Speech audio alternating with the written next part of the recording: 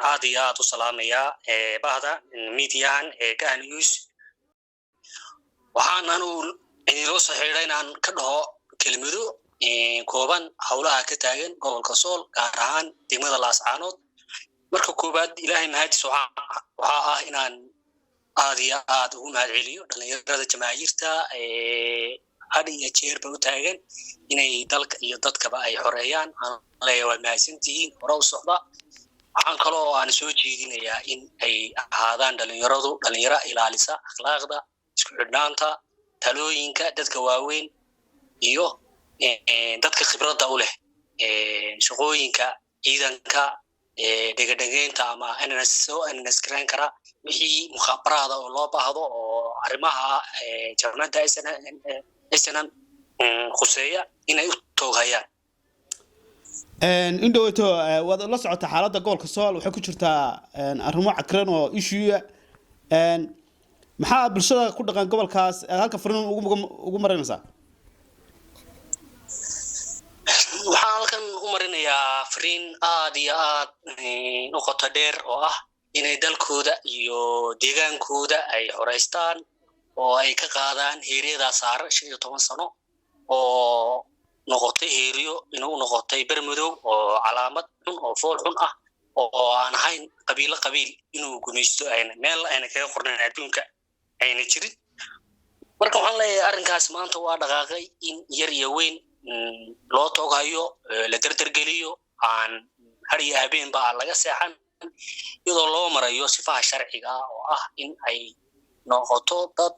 abaabulan inay yihiin dad doonaya dalkooda inay xoreeyaan loona arko sidaan beesha caalamku ay u aragto inay dadkan dad afkaartoodu saxan tahay u arkaan waa inay dadka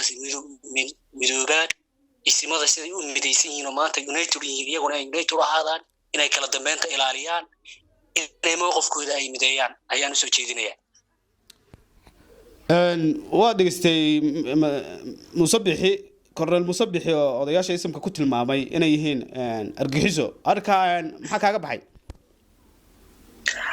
arrinka waxaan nooga baxay maadaama anigu aan ku suganahay gobolka bari gaar ahaan degmada Boosaaso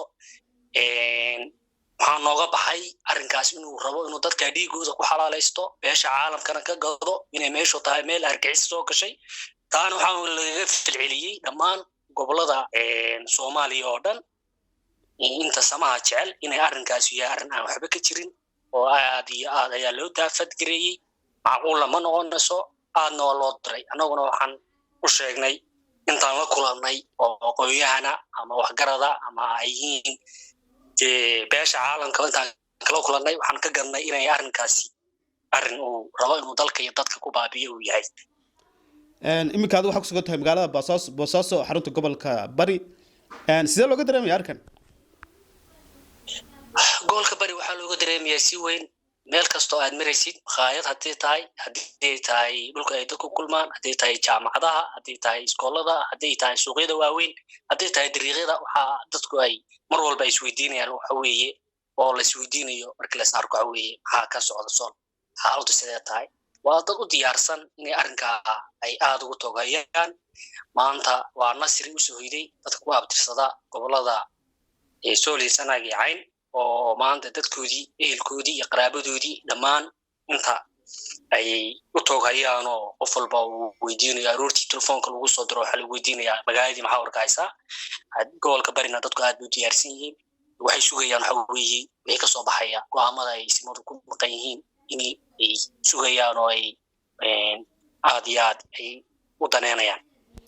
ugu dambeyn maxaa ugu baaqaysaa isimada dhaqanka iyo guddiga ay ka talinta gobolada Sool Sanaag iyo Cayn halka maxaa fariin marinaysaa oo ku dhageysan doonaan marka koowaad waxaan aad iyo aad ugu mahadcelinayaa isimada dhammaantood iyo isku duuban gaar ahaan isinkii goobjoogaha ahaa Garaajama Garaad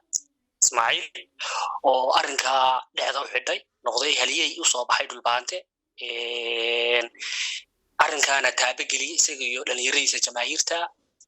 aadaan u mahadcelinayaa marka labaadna waxaan u sii mahadcelinayaa dhammaan isimada soo ajiibay oo shirka maanta taabageliyey dhaqaajiyey meel wanaagsan u marayaan waxaan leeyahay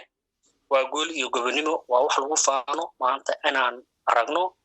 isimadii dhulbaanto oo goob wada jooga waa wax aad iyo aad loogu farxo